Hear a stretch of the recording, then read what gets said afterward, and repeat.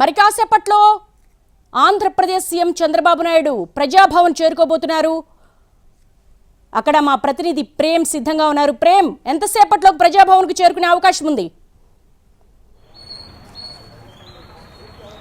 Thank you దేవి. ఈ రోజు అంటే రెండు తెలుగు రాష్ట్రాల్లో కూడా ఈ రోజు చాలా కీలకమైన రోజుగా కూడా చెప్పుకోవచ్చు. అయితే ఈ రోజు ప్రజాభవన్ లో జరుగుతున్నటువంటి రెండు రాష్ట్రాల తెలుగు రాష్ట్రాల ముఖ్యమంత్రుల భేటీ పైన కూడా కీలకంగా ఈ రోజు సమావేశాన్ని కూడా ఏర్పాటు జరుగుతుంది. దీనికి సంబంధించి రెండు రాష్ట్రాల ప్రజలు కూడా ఎదురు చూస్తున్నారని కూడా చెప్పుకోవచ్చు. అయితే జస్ట్ ఇప్పుడే కొద్ది క్షణాల ముందే ఏపీ సీఎం చంద్రబాబు కూడా తన నివాసం నుంచి తన పూర్తి కాన్వాయ్ తో పాటుగా కూడా అంటే తనతో పాటుగా ఈ భేటీలో పాల్గొనబోతున్నటువంటి ముగ్గురు ఏపీ మంత్రులు అలాగే ఏపీ చీఫ్ సెక్రటరీతో కలిసి కూడా పూర్తి స్థాయిలో తనకు సంబంధించినటువంటి ఫైనాన్స్ డిపార్ట్మెంట్ లో పనిచేసినటువంటి మరికొంతమంది ప్రభుత్వ అధికారులతో పాటుగా కూడా పూర్తి స్థాయిలో కూడా ఇప్పుడే తన నివాసం నుంచి కూడా ప్రజాభవన్ కి బయలుదేరారు. అయితే మరికొద్ది సేపట్లో మరో 10-15 నిమిషాల్లో కూడా ప్రజాభవన్ కి చేరుకోబోతున్నారు. అయితే ఈ రోజు జరిగినటువంటి ఈ కీలక భేటీలో ముఖ్యంగా చెప్పుకోవాలంటే తెలంగాణ ఆంధ్రప్రదేశ్ నుంచి విడిపోయినటువంటి ముఖ్యమైనటువంటి పరిణామాలు అంటే నిధులు నియామకాలు అలాగే నిధులు నియామకాలనే కాన్సెప్ట్ తోనే ఈ రాష్ట్రం కూడా సపరేట్ గా ఏర్పడినటువంటి పరిస్థితి కూడా కనిపిస్తుంది. దీనికి సంబంధించినటువంటి అంశంపైన కూడా గత 10 ఏళ్లుగా కూడా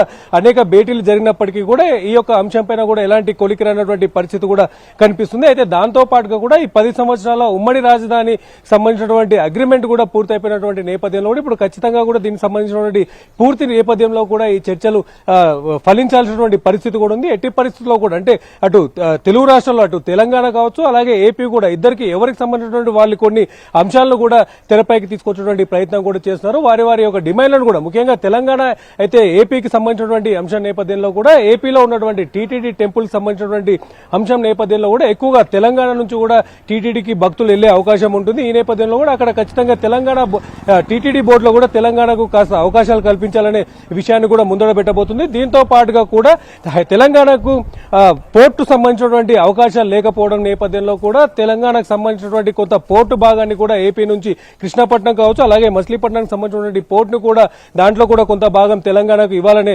ప్రతిపాదన కూడా తెలంగాణ ప్రభుత్వం కూడా పెట్టబోతున్నటువంటి పరిస్థితి కూడా తెలుస్తున్నట్టుగా చెప్పుకోవచ్చు. దీంతో పాటుగా కూడా ఏపీలో ఉన్నటువంటి 7 మండలాలను కూడా తెలంగాణలో అంటే బైఫర్కేషన్ జరిగిన సమయంలో తెలంగాణకు సంబంధించినటువంటి భద్రాచలం పరిధిలో ఉన్నటువంటి ముంపు ప్రాంతాలను కూడా ఏపీలో కలిపినటువంటి పరిస్థితి ఉంది. దీనిపైన కూడా తెలంగాణ ప్రభుత్వం తిరిగి తెలంగాణలో కలిపే విధంగా కూడా చర్చలో మాట్లాడే అవకాశాలు ఉన్నట్టుగా కూడా కనిపిస్తుంది. దాంతో పాటుగా కూడా ఏపీ ప్రభుత్వం కూడా తెలంగాణలో ఉన్నటువంటి ఉమ్మడి ఆస్తుల నేపథ్యంలో అటు ఆర్టీసీ కావచ్చు అలాగే విద్యుత్ సంబంధించినటువంటి ఆస్తులు కావచ్చు పూర్తి స్థాయిలో తెలంగాణలో ఉన్నటువంటి కొన్ని ప్రభుత్వ గృహాలకు సంబంధించినటువంటి అంశాల నేపథ్యంలో కూడా పూర్తి స్థాయిలో ఆ యొక్క ఆస్తుల పంపకం సంబంధించినటువంటి అంశాల నేపథ్యంలో అంటే ముఖ్యంగా చెప్పుకోవాలంటే షెడ్యూల్ 9-10కి సంబంధించినటువంటి ఆస్తుల నేపథ్యంలో గత కొన్నిసార్లు జరిగినటువంటి భేటీలో కూడా ఇప్పటికే చర్చ జరిగినప్పటికీ కూడా దానిపైన పూర్తి స్థాయిలో స్పష్టత రాకపోతే అంటే ఇరు రాష్ట్రాలకు సంబంధించినటువంటి ముఖ్యమంత్రులు స్పష్టంగా దాన్ని కొలిక్కి తీసుకురావాలని పరిస్థితి ఉంది. ఈ రోజు ఖచ్చితంగా ఈ రోజు జరిగేటువంటి భేటీలో దీంట్లో ఈ అంశాలపైన కూడా చర్చించే అవకాశం ఉండబోతున్నట్టుగా కూడా తెలుస్తుంది దేవి.